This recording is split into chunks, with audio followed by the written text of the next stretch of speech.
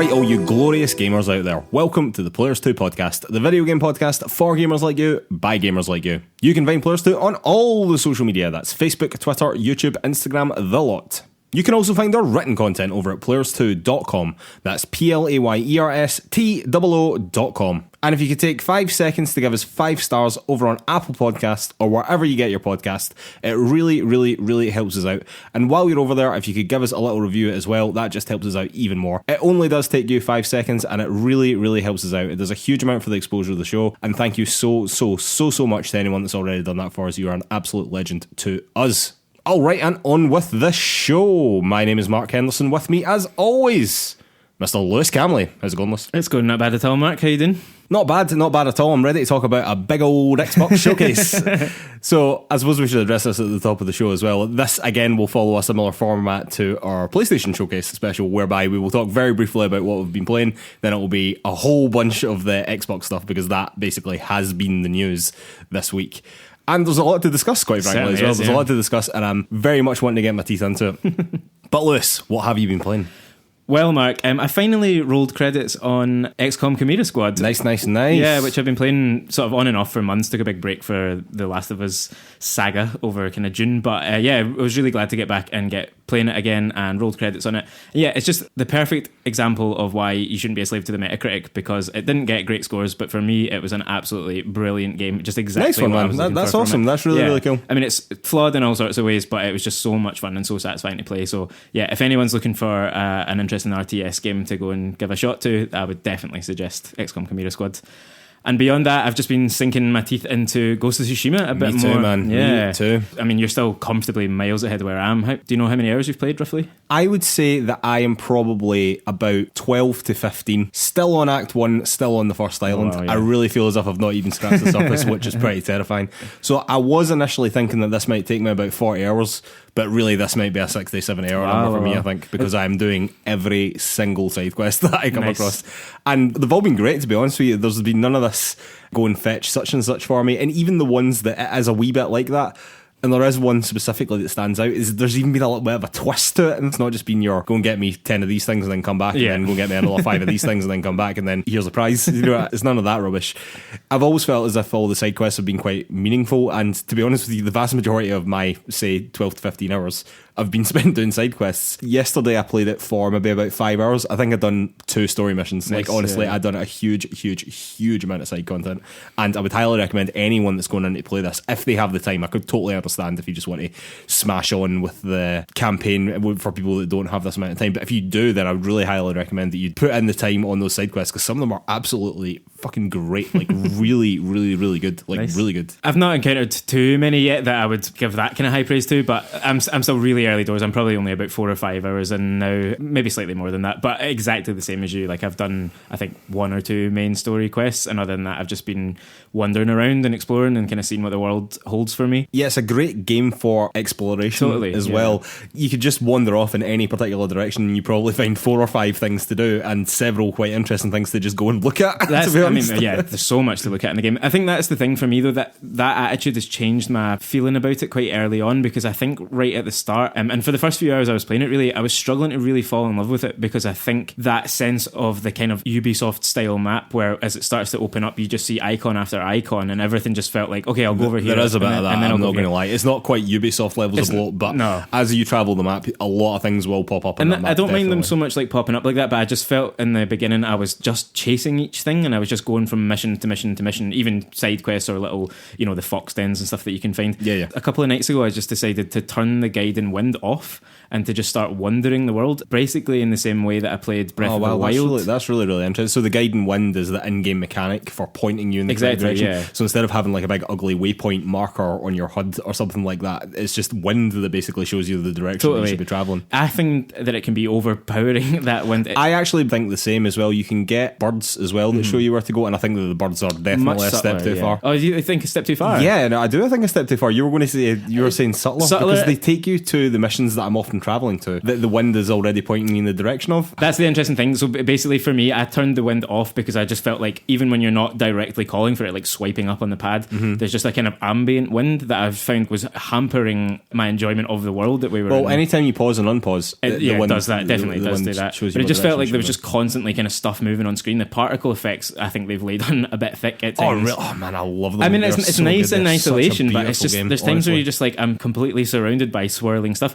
Whereas when I first realised that the bird was going to do that, I had been heading towards a marker on the map, and at one point I didn't know I was that close to it, and the bird dropped in, and I was like, oh great, I'll just follow him and see where this is, and it was taking me to the thing that I was vaguely heading towards. So in that sense I found it subtler, but I can see how if you're using both of those things, then you absolutely don't need it. That's really interesting, Lewis. I might very well try and take the guiding wind off. Yeah, so you can't like switch it off fully, but you just stop placing pins basically, and that's so I've just been using the map to kind of go like, I'm roughly heading southwest, and then I'll just go, and at some point I'll pause it again and be like, oh yeah, I'm half a mile off course. I actually quite like that, man. I actually quite like that, because the temptation is always there just to swipe up. To and honestly, so you use the PlayStation 4 touchpad to gesture up to get the wind to go, and to be honest with you, I do find myself doing it quite a lot. Yeah, exactly. So yeah, maybe I should try that. Are you still playing it in Japanese? No, I've turned that off, put it in English, only because it was so hard to follow the dialogue, which is quite important in a lot of places. Oh yeah, I mean, particularly while riding, because you're trying to look at the world because it is so gorgeous, and you're trying to follow what the hell's going on story wise, and it was just kind of too much. Fair enough, man. Fair enough. Well, Lewis, I think we have to get into this Xbox showcase, so let's go to the news.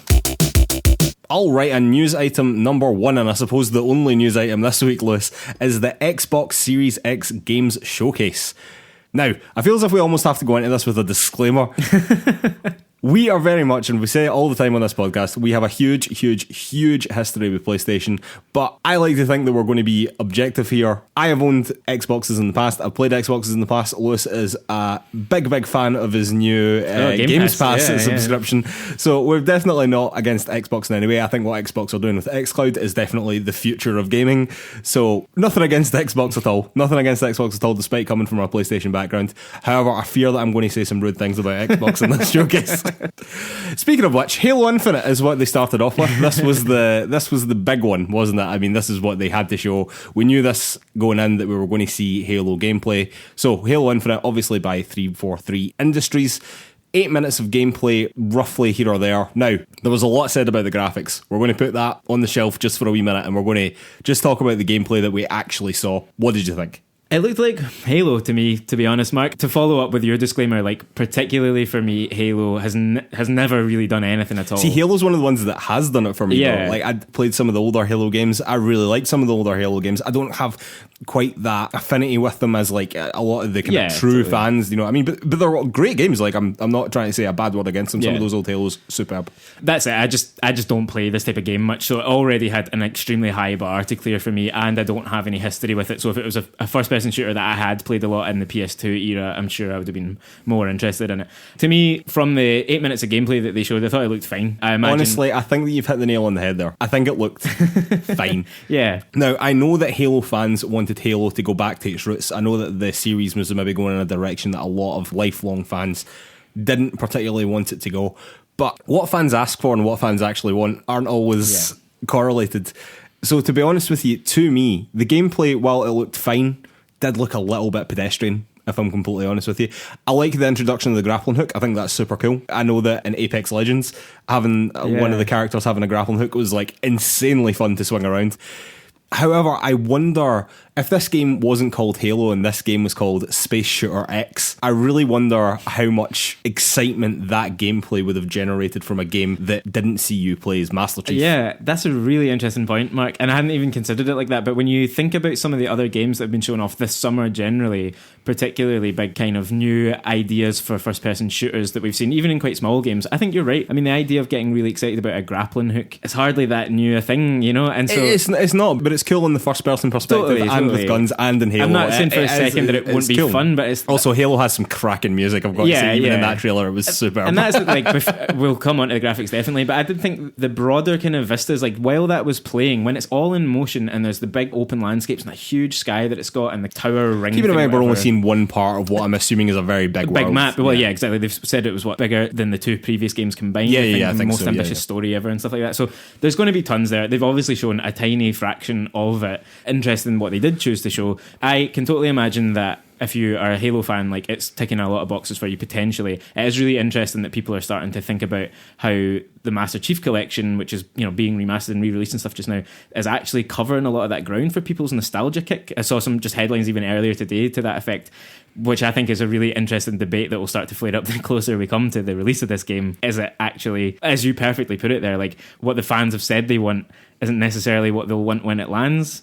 But for a total newbie like me, I can't see what would get me into that. Forgetting again my dislike generally for first-person shooters, but like story-wise and everything, like I had absolutely no idea what was happening. I don't know who any of the people were that were being spoken about any of that stuff, I don't think that the trailer was interested in pandering to a new audience. And to be honest with you, I think that, no offense, but you're probably pretty unique in the video games world where you aren't overly familiar with the Halo world really very much at all. However, Lewis, let's go on to the graphics, right? Let's go on to the graphics, and I feel that we're on shaky ground here, right? But I'm sure everyone who is listening to this podcast has probably seen the Halo screenshots by now of some of the stills that were taken from the video and some of the official 4K images that were taken from the game. And released by Microsoft. Yeah. So this was like official screenshots that were taken from the game. Now, this is Xbox's flagship game going into the next generation. Xbox have bragged endlessly about the fact that they have the most teraflops, the most powerful console in the world will be coming out, and it will be an Xbox.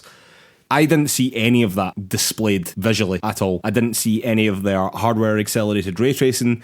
I didn't see any of that super fast SSD. I didn't see any of that processing power.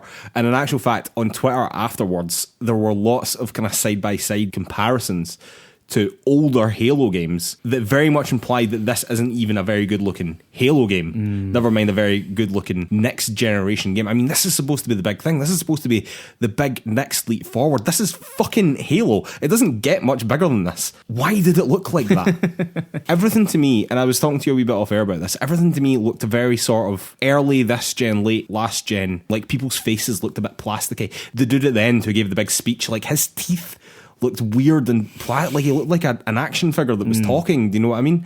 I don't know what it was about this that went wrong, because there was also pop-in this as well, like going up in there's a part where he's going up in the lift, and if you go back and watch it, they kind of look over the horizon, kind of obviously trying to show off the world, looking at some mountains, and the clouds pop in around the mountains. Really? I never noticed that. I was just thinking, that's in a demo, man. This is you showcasing this to the world, and that's the one you put out. I don't understand it. Due to doing that, they have initiated this kind of discussion around the game when it didn't even look as good as some games that have come out this generation. Like talking about Ghost of Tsushima, to me that's not even a fucking contest. Like Ghost of Tsushima was magnitudes better, and I'm not even trying to say that as like a PlayStation fan. That has nothing to do with being a PlayStation fan, because I was just saying to you as well, Gears of War 5 looked miles better than Halo. Oh, exactly. Miles better. Yeah. Again, it wasn't even a contest as far as I was concerned. I don't know, what do you think of this? It's crazy to me. I'm trying to tread lightly here, but honestly, I thought that this was borderline embarrassing for Xbox. Like, I think that's really how I feel about it. Once those screenshots started coming out, as I say, when I watched it live, I was kind of like, yeah, looks fine, like looks like more Halo, graphically it looks okay, like, because I think in full flow you don't notice a lot of the flaws in it. But yeah, once those screenshots start to land, we were texting each other at that point, and I was like in open disbelief. I genuinely thought that you were finding screenshots from old games, or that's what was happening on Twitter, and you were kind of passing them on. But it turns out they were true, and like you're right, they look plasticky, they look flat often, particularly the enemy really flat, designs, really flat. Muddy and kind of just dark and kind of just boring. And that it goes on to a whole other conversation that's happening about art style and what that means within games. But I don't think that that's what's going on here. And maybe it isn't ready, it's not fully cooked yet or whatever, but it just feels like it's not got much love behind it. Like there's no one has been doing that Ghost of Tsushima thing or that Last of Us thing. I mean, like, how this looks and how it feels matters, and that's a big thing for gamers now. We have to really push the boat out here and make the technology sing within this game, And that's it as well. Like, again, this is the flagship to launch your next gen console, and nothing about that at all, not a single part of that gameplay said to me, this is a next gen game. And maybe that is partly because it is also coming out on the Xbox One. But I would have thought that they would have done something along the lines of, this is coming out on Xbox One and this is how it's going to look, but look at how much better it's going to look on Series X, and then just absolutely blow our fucking tits off with how good it looks on the Xbox Series X. And that just never really happened. So, marketing head of Xbox, Aaron Greenberg, also suggested that folks go and check it out on the 4K 60 frames per second version on YouTube, because it was streamed live, it was streamed to a lot of people at a lot lower quality than maybe they would have liked. So I did go and look it up. Didn't change a great deal, I've got to admit. Did some stuff look sharper? 100%, it definitely did. And for anyone, make sure that you do go and look up the 4K 60 frame per second version of this to make sure that you are getting what it really did look like. But I mean, that didn't fix the popping. That didn't fix the fact that a lot of the characters looked flat, that they looked muddy. It didn't really change much. But also, he said something after this, which I think was a bit of a mistake. He made this statement over on PC Gamer. We're in the middle of a global pandemic. It's July. We're far from holiday. You're seeing a work in progress game. You probably watched the stream in 1080p, maybe, so we've put up a 4K 60 on-demand stream. So people, I'd say, go back to look at the game in 4K 60. We did that deliberately. It's very hard to show the full power and graphic fidelity of what Xbox Series X will be able to deliver for you over a stream. It's a work in progress. What you're seeing today, and I can tell you because we see build check-ins every week, and they make progress week after week. So between now and holiday, it's just going to get better and better. Okay, right. Again, I feel like I'm on shaky ground here. But I feel that statement is almost borderline irresponsible, because that is implying the gamers should expect that game in August, September, October, November-ish, so less than 4 months, I would say, by the time the Xbox Series X launches with Halo as the flagship game, is going to have some sort of graphics overhaul that's going to make it look miles better in 4 months. I mean, CD Projekt Red have been polishing Cyberpunk for over a year. Yeah, you know what I mean? Yeah. And the demos that we saw of that back at E3, what was that, 2018 or was that 2019? Anyway, since then, that looked miles better than what Halo showed there. And I think that that's irresponsible to say that to fans, because I think that to change that amount about the graphics in that period of time is, I was going to say is incredibly unlikely, but I actually believe that it is impossible. That is literally not possible. Yeah, we're obviously not in the know about the specifics of development, but I don't think it tracks with what we do know about how long games take, and also that you wouldn't show a thing at this point when they're scheduling their marketing year. If you're like, we've got 3 months in which we're going to make our flagship game look really great, but the point that we'll show that game off is just before those 3 months start. Yeah, exactly. We're going to show the game off just at the moment where it looked terrible, and then we're going to improve it. And we'll just tell them that it's going to get better. I think there's other things going on here. We'll talk about Xbox's strategy more broadly as we go on, I think. But yeah, it isn't a good look to start with. To have to come out and make a statement like this after you've shown off your big flagship game is just not ideal. No, it certainly is not. It certainly is not, Lewis. Anyway, moving on. I swear to God we'll be more positive from here on out. I swear to God we will. State of Decay 3, Lewis. This by Undead Labs. We got a very cool looking cinematic. No date, no gameplay. Coming to Series X, coming to PC. The last State of Decay came out with like a whole host of technical issues, but I know for a fact that is loved by a lot of its fans. Do you know what I mean? And it's good to get another one, because to be honest with you, it was an Xbox exclusive going into this that I'd kind of forgotten about. That was a bit of a surprise to me, and the cinematic that they showed looked quite cool. Very much in the wilderness, snow, which I think was a bit of a different setting a lot from the previous ones as well, which is quite cool. Then after that, Forza Motorsport, Lewis. We got to see an engine cinematic, and honestly, it looked visually incredible. It looked really, really very impressive indeed. Racing games are often used to show off the graphics of a system. Again, no date, no gameplay, but coming to Series X and PC. But you seem to think the cars were going too slow. I just thought, like, normally in big racing games, they show the cars absolutely piling round. I must admit, there was something about how the sound was working with what we were actually seeing on screen. What I will say to you is that, see that track that they were going around, that is a real racetrack called Laguna Seca, and it looked amazing. It looked absolutely incredible. There's no doubt in the visuals. I mean, that's just what racing games can do really well. Really impressive. Always big games for showing off. Yeah, so PlayStation done exactly the same thing with Gran Turismo. Exactly. Xbox do it with Forza. Although the world keeps spinning, you know. A little surprising that it's not. It doesn't look like it's going to be a launch title. They didn't put a date. It is not going to be a launch title, and I think that it might be coming quite a long way down the line, which we will get to later on, perhaps. Next up after that was Everwild, this by Rare. Very cool looking cinematic again, giving me mad Breath of the Wild vibes, Lewis, which is always a good thing as far as I'm concerned. Really, really, really nice art style, and this is an art style. When you see it, you'll know the difference. But really, they still haven't really told us what this game is.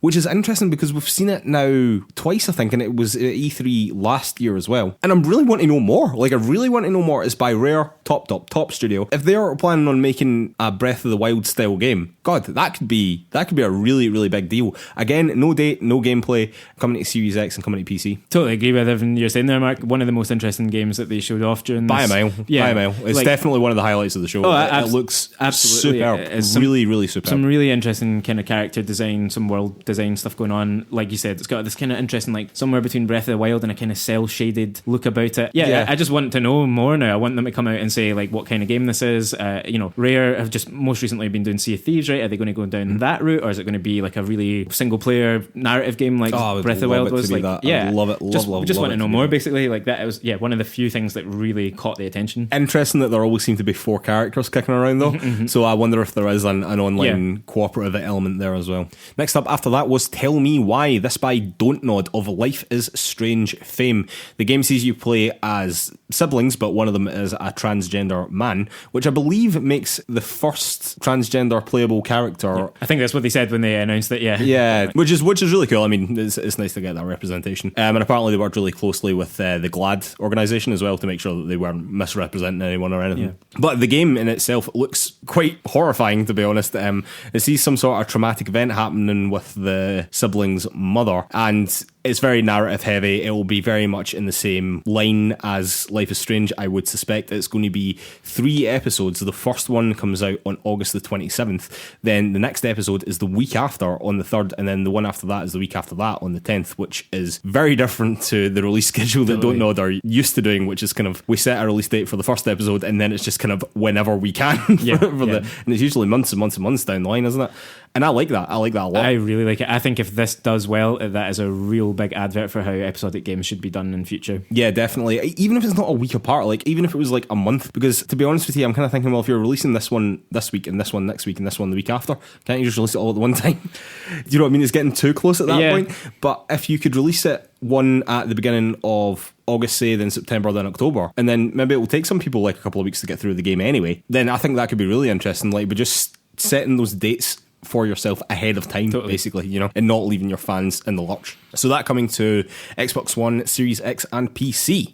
Then after that, they mentioned that Ori and the Will of the Wisps is getting a 4K 120 FPS version coming to the Series X, which is very cool. Lewis couldn't tell the difference between the animations because I can see him smirking, but I could, and it looked smooth as fuck. Really, really impressive. Maybe I'll put that down to my stream, maybe, but the game has it's wild to me that you can see the difference. It has such a certain look about it and stuff as well. I just don't really see how up-resing the graphics really changes anything. But anyway, it's coming with smart delivery. And presumably it'll be there at launch as well when the Series X comes out. After that was the Outer Worlds DLC, Peril of Gorgon.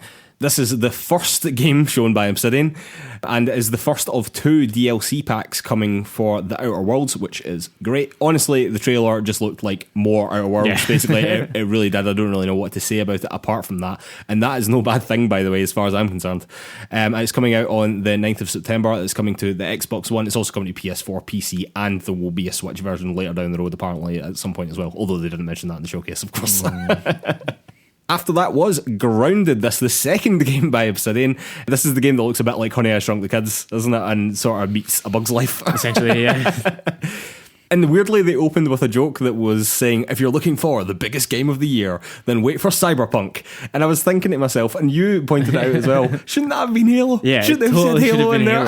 I don't know how Microsoft allowed that into the showcase, really, but there you go. Anyway, so the game is basically a survival game. It's a survival game you can play solo or you can play with like up to 4 players in co-op. I think that this game is a really, really, really cool concept that doesn't interest me in the slightest. Yeah, I would totally go along with that. It looks even well made and quite fun and stuff. Oh, it does. It looks superb made. Sense of humour about it. Fantastic art style. Really nice art style in that one as well. Really nice art style.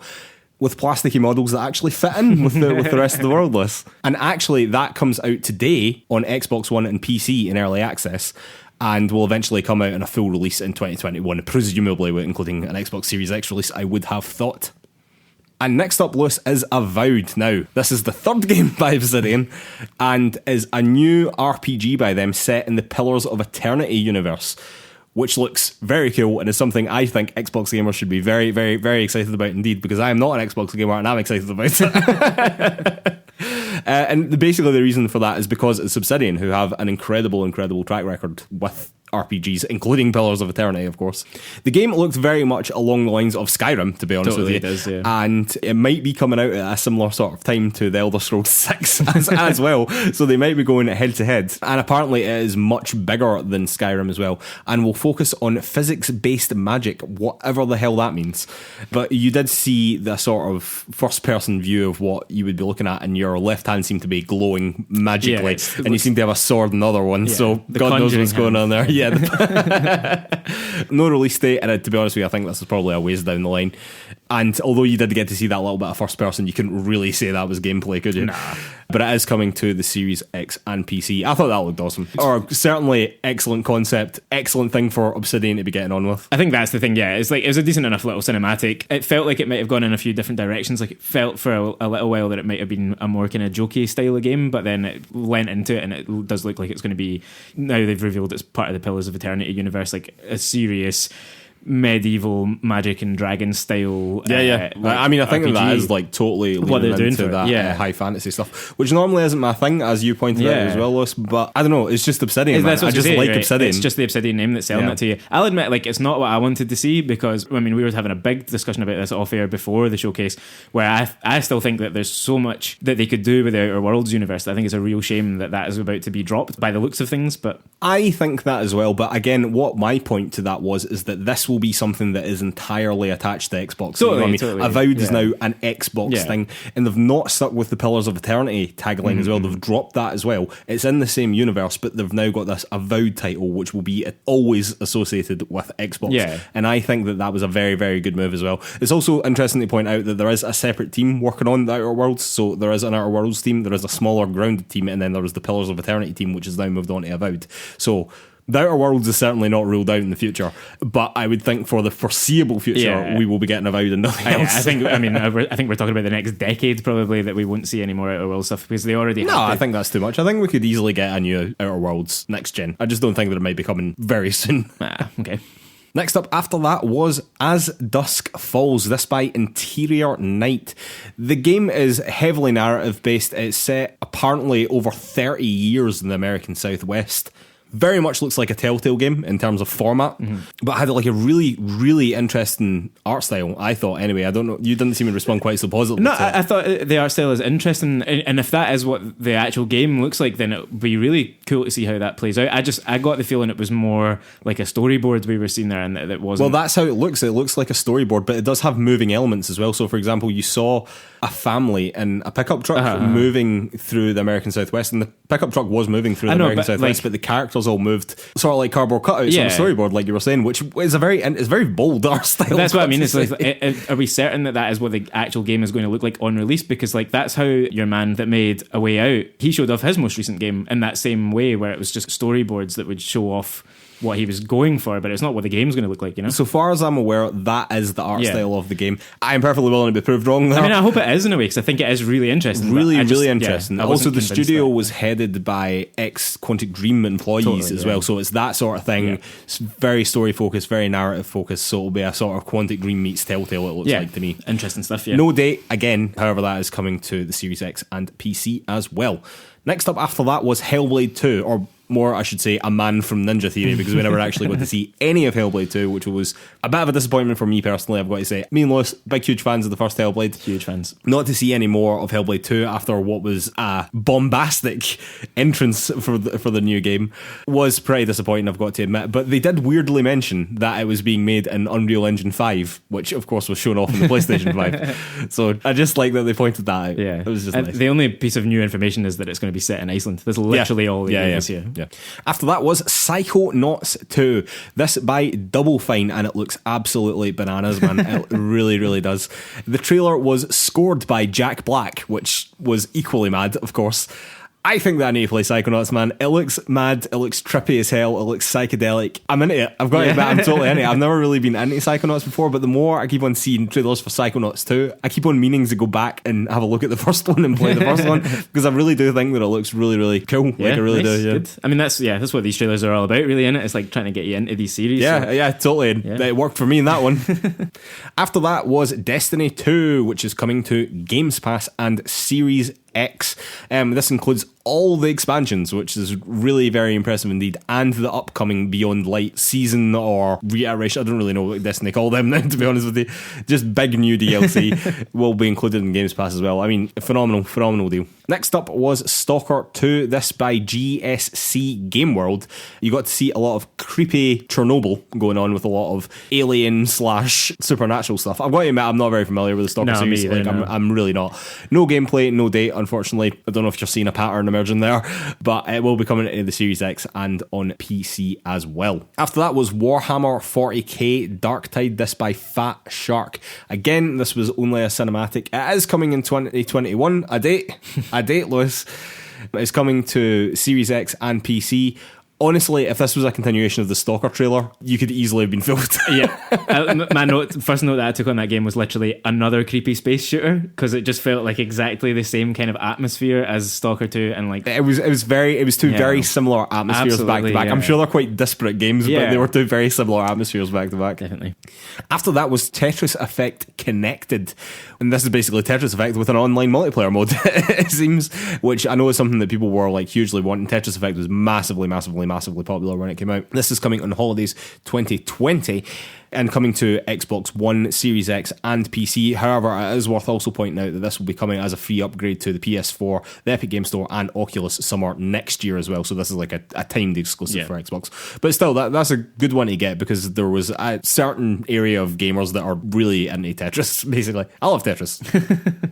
After that was The Gunk. Now, this game, I was telling you just before we started recording, looks to me like if Luigi's Mansion was set in the universe of The Outer Worlds. It's really difficult to describe, but it seems to be a little person hoovering up gunk, basically. It looks a lot more interesting than that, though. It does actually look really cool. I don't think I've done it any justice there whatsoever, quite frankly. No date again, but we did get to see a good amount of gameplay. Didn't really understand it, but we did get to see a bit of it. And Lewis really likes the name I've discovered as well. I think it's the best name of the showcase by a country mile. Like, I think The Gunk is a really clever name for various reasons. But I thought this looks quite fun. It was one of the games that kind of caught the eye, but it looks pretty small, I think. Oh yeah, definitely indie in scale, and coming to Xbox One, Series X and PC. Next up after that was The Medium. Now, I think that this was the only game that was shown in the first game showcase that was also shown in this game showcase, and so you can correct me if I'm wrong there. I can't think of any. This by Blooper Team, and if Avowed wasn't the highlight of the show, this definitely is. Definitely is. Described as a dual reality horror game because two simultaneous worlds are rendered in the game, making it, to me, the first clearly next-gen game in this showcase, because that simply isn't possible on current-gen hardware. Simply not possible, because they're basically rendering two games simultaneously, it seems to me, is what's happening there. And you seem to play both these worlds simultaneously and flicking between them at different points. It's a really, really, really interesting concept, actually. I'm not massively into horror games in general, but that one has really caught my attention. I actually think that looks fantastic. I really think that game looks really good indeed. Absolutely. I think over the course of the two showcases that it's now featured in, it has been the standout in both of them. It was certainly the standout in the first one, and this one probably as well. I think particularly this time that we got to see that dual reality rendering, like side by side, they would show it. Yeah, you can instantly see what is happening there. It's a genuinely really interesting idea. I mean, it's basically the same premise as Silent Hill in a certain sense. It's what a Silent Hill game in the future could do by rendering two worlds, two kind of dimensions simultaneously. But they've beat them to the punch. They're making this game. It looks really interesting. There's a fair bit of buzz around it. Looks gorgeous. Looks terrifying. Definitely looks terrifying. But that's coming to Series X and PC as well. And honestly, I really like the look of it. I think it looks great. Really do.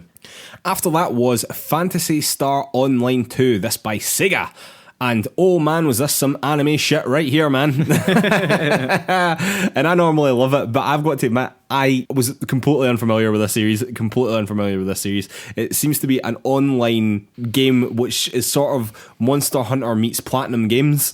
I mean, all of that sounds like it would be ticking boxes for you, Mark. I know, but it's all online, and that's what's unticking a lot of those boxes, mate. I'm not going to lie to you. I must admit, I like to see Xbox continue trying to break into that Japanese market. I really do. I think that that's an opportunity yet to be cracked for them, basically, just because PlayStation just holds so much weight over there. And speaking of which, this will be an Xbox exclusive in the West, because it will be on the PS4 in Japan. Right. Next up was Crossfire X, this by Smilegate. But what was really being shown off here was the campaign, which is done by Remedy of Alan Wake and of Control. Now, Crossfire, I'm willing to bet that most people listening to this podcast probably haven't heard of Crossfire, but Crossfire is actually the most played game in the world, Lewis. Did you know that? I think you've told me that before, Mark, but yeah. 1 billion players. God. 1 billion players play Crossfire. This is largely because of its popularity in Korea and China specifically. I also think it's pretty popular in India as well. Right. But no one in the West plays it. Absolutely no one in the West plays it. So I think in an attempt to crack the Western market, they've got Remedy in to create a story around their game. And to be honest with you, the gameplay looked really, really good. And as far as first-person gameplay goes in this showcase, you would have thought that Halo would have been the best one, but nope, it was probably this. Yeah, absolutely, yeah. I thought it looked really interesting. Would you be interested in playing this, even just on the back of knowing that Remedy did the campaign? I mean, again, the same caveat that I don't generally like first-person shooters very much. That was exactly what I was feeling watching it. Was like, you could tell even before it was kind of made clear that it was Crossfire, and we already knew that Remedy were involved in that. The story elements that were there looked kind of interesting. The visuals were stunning. Really stunning. Yeah. It's not something that I would naturally play, but I wouldn't hesitate to play it at all because it does look really accomplished. And I think that strategy of trying to get games that are popular elsewhere and cracking into the Western market, much the same way as you were just talking about Phantasy Star doing the other way around. Yeah. That is a really interesting way of doing it, of going like, here's a studio who makes great narrative games, let's attach them to it and see what they can do with this franchise, you know? Yeah, no, I agree. I think it's a really, really cool tactic. It's coming to Xbox One and Series X. The game is obviously already available on PC. And it's coming in 2020, presumably at launch, but coming in 2020. And after that, Lewis, the crescendo of the show, Fable. This by Playground Games this time round. All it was a fun little trailer, but honestly, I think simply knowing that this game exists and they are confident enough in it to, at this point, put out a trailer for it, was all most people probably needed. The game is going to be a reboot of the series, or at least a soft reboot of the series, it seems. The game obviously was made by Peter Molyneux and Lionhead Studios. All of that got shut down, and now it's been handed over to Playground Games. Now, Playground Games are basically famous for doing Forza Horizon, so this is a big departure for them, but love to see a British studio. Absolutely. And they're doing well. No date, no gameplay, and honestly, I think this is an age away, but it is coming, and that is a good thing to Series X and PC.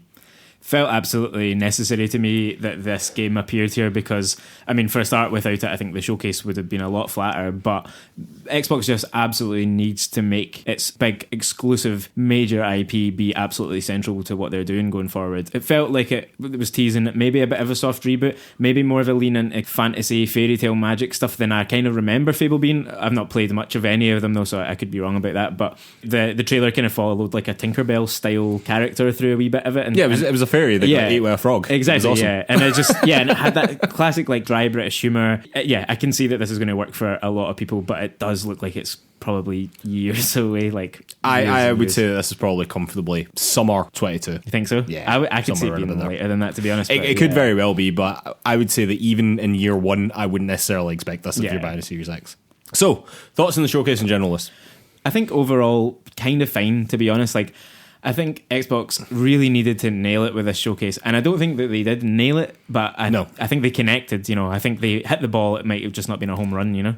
Lovely metaphor there, I like that. I think that they done precisely what they needed to do and absolutely no more. Yeah. They had to show Halo, and Halo fans, a lot of them actually did, despite all that shit that we were talking about, responded positively to it. Positively to it. It looked like old school Halo to them, and that's what they wanted. And do you know what? See, if you're a Halo fan and that trailer was ticking all your boxes, fucking fair play to you and go for it. Mm-hmm. It wasn't doing much for me, though, I have to admit, and it wasn't doing a lot for a lot of people. And I think that the graphics, although we are two people that generally don't care about graphics very much, I think that if you're going to show that off as your flagship game for the next gen, show people what the next gen looks like for Halo, do you know what I mean? Not what last gen looked like for Halo, you know? Yeah.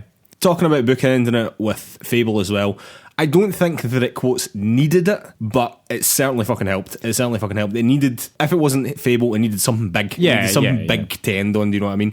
Because going out on Crossfire X, well, I actually thought that looked pretty good. it wouldn't have been enough. Do you know what I mean? It had to be one of these big titles, I mean, I think if you take Fable out of that show, then Halo would have been put at the end of it, and we might be having an even harsher discussion about that right now. If it ended on that, that's true. We all knew Halo was going to be in this showcase, and so getting it out of the way first, and hopefully maybe smoothing off some of the rougher edges of it by then showing another 12 games or whatever it is afterwards. That's why you kind of need, not necessarily Fable, but exactly what you're saying. Something big at the end, and particularly something that has an anchor. An anchor that has history for Xbox gamers. I think not just a big new franchise where people go, could be interesting, don't know though. Yeah, exactly. If they ended on Avowed, that would have been a miss. You know what I mean? However, I think that this Forbes headline put it quite well. And this says that Microsoft's showcase wasn't trying to sell you the Xbox Series X. It was trying to sell you Games Pass, because every single game that we mentioned there is coming day and date whenever it releases to Xbox Games Pass, which honestly is fucking incredible. Like, it is an absolutely remarkable deal that only keeps on getting better.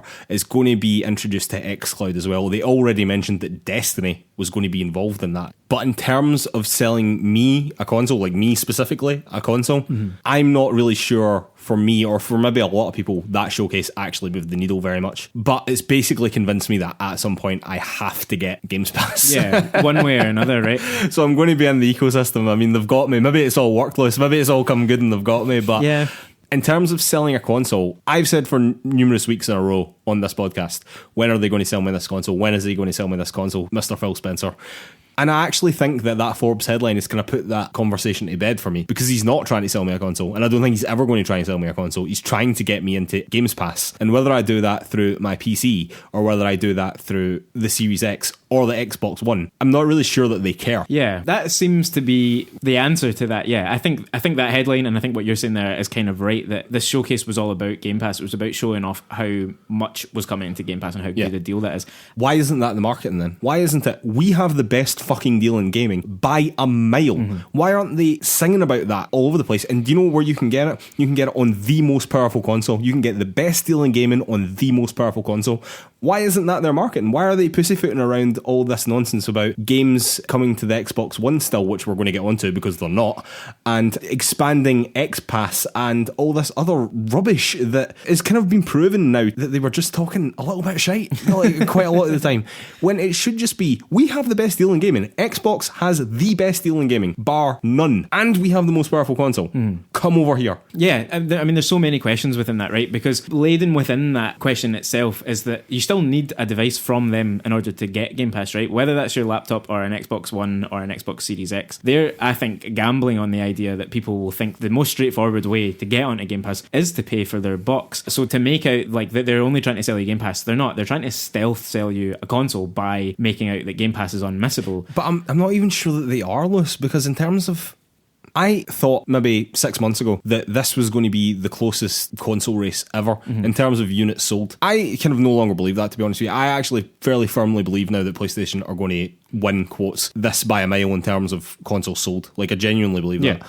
However, I think that what might happen at some point is that people subscribed to Xbox Games Pass will probably rival the amount of people that have bought a PlayStation 5. Yeah, maybe. But again, like, so people still need to have a device for that, right? The last time that they told us any numbers, at least there was about 10 million Game Pass subscribers. And at that point, I think we still knew that PlayStation Now was making more money than... Well, more people use PlayStation Now than use Games Pass, which is wild to think about because I don't know anyone that uses PlayStation Now.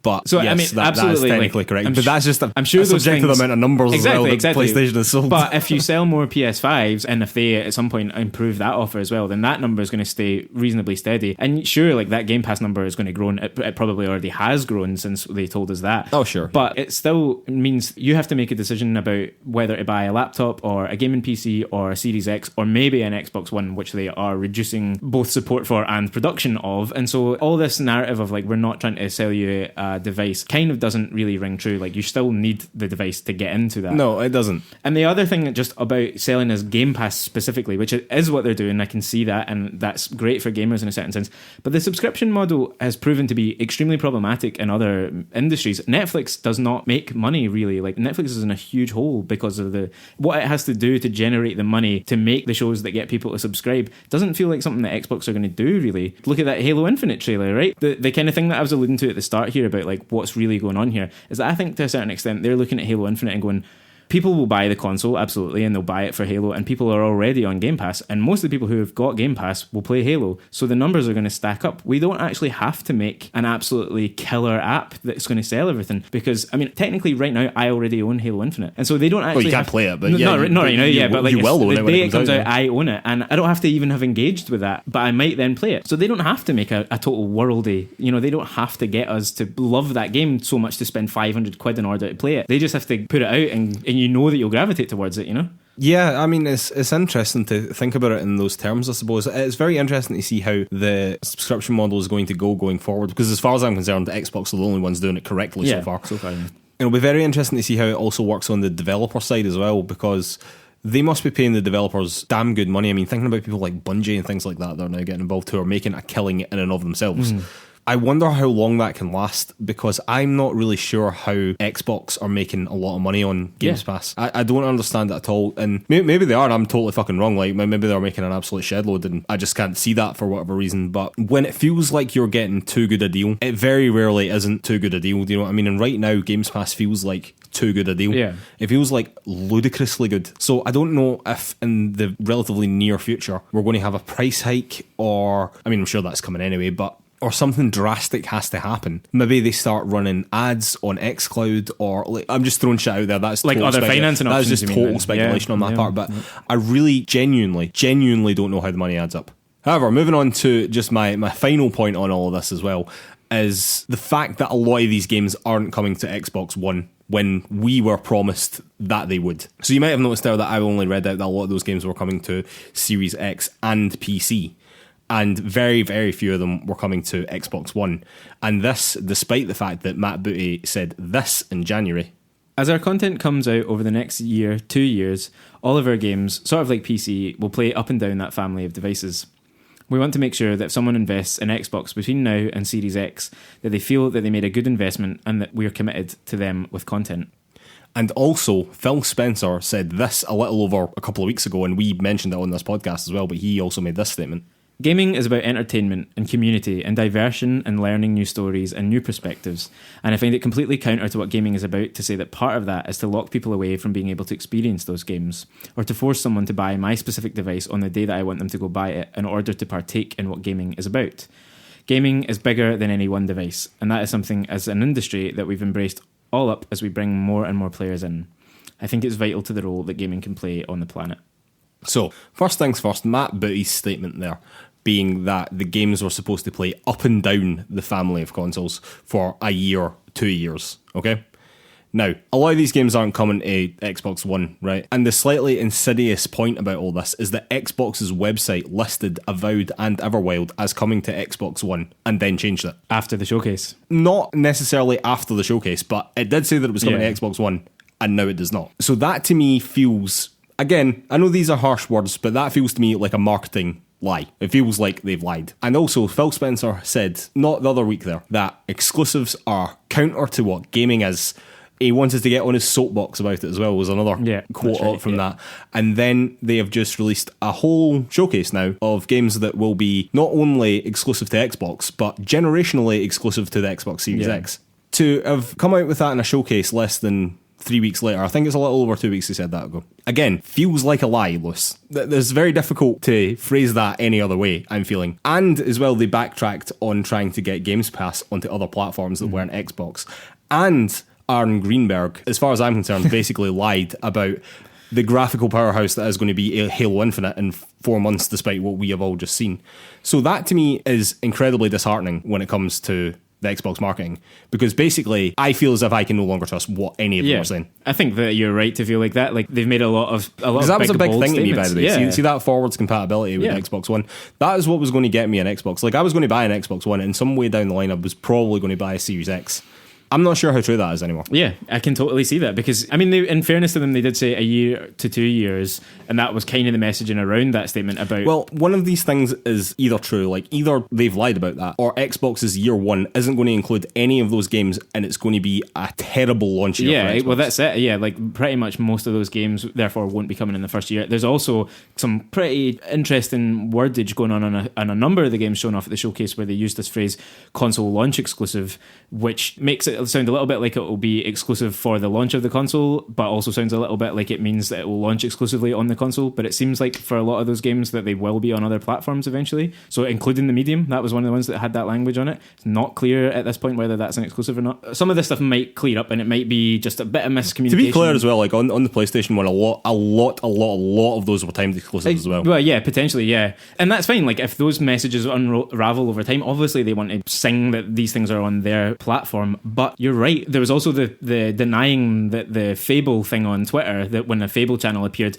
they came out and said that had nothing to think about around that. And then it turned out the game was there. And I can see why they've done those things. Yeah. But I can see how that's a bit more forgivable. But as well, just lying to your audience in general is a bad move for any corporation. Exactly that. Like, I think all of these things are forgivable to a certain extent. Some less so than others, absolutely. But it all builds into a picture of we are saying things that we think you'll want to hear, but we aren't necessarily actually doing them. We're just saying them. You know, yeah, and that's a big problem. That is a big problem, and that's a big problem for me. And as I said, Lewis, 6 months ago, and you'll definitely back me up here. Oh, absolutely. I was singing from the fucking rooftops about how good I thought Xbox were doing in terms of their marketing. And to be honest with you, and I never told you this because I knew that you would freak out if I said it, but back then I was thinking, there was a wee voice in the back of my head that was thinking, do you know what, you could switch here, you could go Xbox instead of PlayStation for the first time in your entire life, if all that stuff was true. Yeah. But now that we're getting to crunch point, it's actually turning out that, well, it wasn't. Yeah. So easy decision as far as I'm concerned. Not true the way you thought it was, yeah. So basically now, it comes down to the fact that I remain extremely interested in Games Pass, and I will probably get on Games Pass some way, somehow. However, my interest in the Series X and Xbox hardware in general is basically non-existent at this point, I have to admit. Wow. Yeah. Which is a real shame, because only last week I was saying I was more than willing to buy an Xbox now more than any other time in my life. Mm-hmm. But in actual fact, the more and more I think about it, the more and more I'm just like, I'm just going to buy a gaming PC. Yeah. I can't see why people wouldn't do that. Basically, like, financially, there isn't a hell of a lot of difference between those two positions. Not that we know the Series X launch price yet, but if it's roughly £500, I mean, you're going to be getting a hell of a lot of hardware for that amount of money, but the PC can do more, and stuff, I can change it over time. Do you know what I mean? I can continue to upgrade it, and although you can do that again to a certain extent with the Xbox One and the PS5, but not to the same extent as a PC. So yeah, basically, I think I'm now sort of out on buying an Xbox, and I'm probably just going to spend it on a gaming PC, and then when I get that gaming PC, I will get an X Pass. Yeah. Alright, well, just finishing off on a couple of shout-outs. Some other things did happen this week. We know that there was a big Nintendo leak. I just wanted to sort of add, but we didn't really think there was too much news in that, apart from the fact that you got to be able to play Luigi in N64, which is cool, but there's not too much discussion about that. Just a lot of like source code stuff has been leaked and revealed. Yeah, there's a lot of really cool stuff out there, so go and Google it and whatever, but I don't really think there's too much for us to talk about. If you're really into gaming history, if you're a big nerd in that way, there's a lot of interesting stuff actually in the discussion around preserving this, despite the fact that it was leaked illegally. Yeah. You know what I mean? So there's got a lot of kind of moral quandary there, I suppose. Yeah. But Lewis, shout out number one, things that did actually happen and we can talk about. Destroy All Humans remake came out this week, currently sitting at a pretty low 69 on the PS4, 68 on Xbox One, and 74 on PC. Honestly, it seems like it's exactly the same as the original game, but warts and all. Yeah. So if you were a big fan of the first game, this is basically the first game with a fresh lick of paint. And I'm sure very much if you like the original, you will like this one. Don't be a slave to that Metacritic. Yeah, you know what basically, I mean? yeah. Shout out number 2, Carrion also came out this week. This was the reverse horror game that we were speaking about during our recap of the Devolver Digital showcase. This is currently sitting at a 78 on Metacritic, which is okay. I mean, for an indie game, I like them to be a little bit higher than that. But again, it definitely looks interesting. Don't be a slave to that Metacritic. I know you were quite interested. I'm definitely playing it. It's on Game Pass, so I've essentially own it already, as I say. It's on Game Pass on PC. There are the power of Games Pass, man. That's it. And there's some really interesting takes on it. Like, I've seen a lot of people saying it's like, you know, a really top-notch, like, body horror game. Not a top-notch game, but like within that genre or whatever. So it's only like 4 hours long. There's going to be like a fair bit of fun within that, and that'll be it. Fair enough, man. Absolutely fair enough. Again, don't be a slave to that Metacritic. If it's something that catches your eye, particularly if it's an indie game, you know what I mean? Go and support that studio. Exactly that. Maybe this won't be the game for you, but maybe the next one will be. And final shout out number 3, only a few hours ago, Lewis, Cuphead has been released on PS4. This was like completely shadow dropped, and was previously a console exclusive for Xbox. So this is actually quite interesting. We both previously loved the game. We both played on Switch. You played on Switch? Yeah, played on Switch as well. Yeah. It's very, very challenging. It has a great art style, but it's really, really worth it. It's such a fun, clever, really very, very well crafted game. Really very good indeed. Still no word on the DLC though, which is disappointing. Very disappointing. That was first shown off at E3 2018. It was supposed to be out in 2019. Then it was delayed because they wanted to reduce crunch. Now we've hit a pandemic.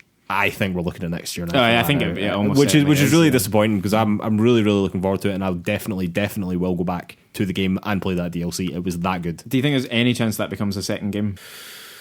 Like Hollow Knight Silksong, I don't think it's out of the question. I think when you delay that long, you start looking. But I know that the studio's got a lot else going on because they've got this Netflix animated series that's going along with it as well, which is super cool. I don't know why you're eye rolling. That was an eye roll. I don't know if you could hear that down the mics, ladies and gentlemen, but that was an eye roll. It was an eye roll because if that is affecting the development of the DLC, I don't think it should be. Focus on that. I'll give you that. I will give you that. But nonetheless, there's a lot happening in that studio. The game is absolutely brilliant, and if you can pick it up on the PS4 and you've not picked it up already, then definitely do so because it is definitely worth it. All right, ladies and gentlemen, I think we'll have to call it a day there. You can find PlayersToo on all the social media. That's Facebook, Twitter, YouTube, Instagram, the lot. You can also find our written content over at PlayersToo.com. That's PlayerStoo.com. And if you could take 5 seconds to give us 5 stars over on Apple Podcasts or wherever you get your podcasts, it really, really, really helps us out. It really does only take you 5 seconds. And while you're over there, if you could leave us a review as well, again, it just goes to help us out so much. It really, really does. And thank you so much to anyone that's already done that for us. You are an absolute legend. Again, I know I say all of that every week, but to the people that have done that for us, like really genuinely thank you. That it really does mean a lot. I'd like to remind everyone that our play-along game is Bastion for this month, Lewis. I have already completed it, miles ahead of schedule for a change. Good stuff. And you've started it now, Yeah, I started it just last night. Put about the first hour and a half into it. Enjoying it so far. Like, it definitely feels like you reach a point and then the game opens up, and that's kind of where I'm at. So excited to keep going with it. Played it pretty late at night, like 1 a.m. last night, and it still held up. Still was thinking about it this morning, so it's a good sign. There we go. Played it at 1 a.m, still thinking about it the next day. There we go. That's a good sign. All right, ladies and gentlemen, we will see you next week. Thanks.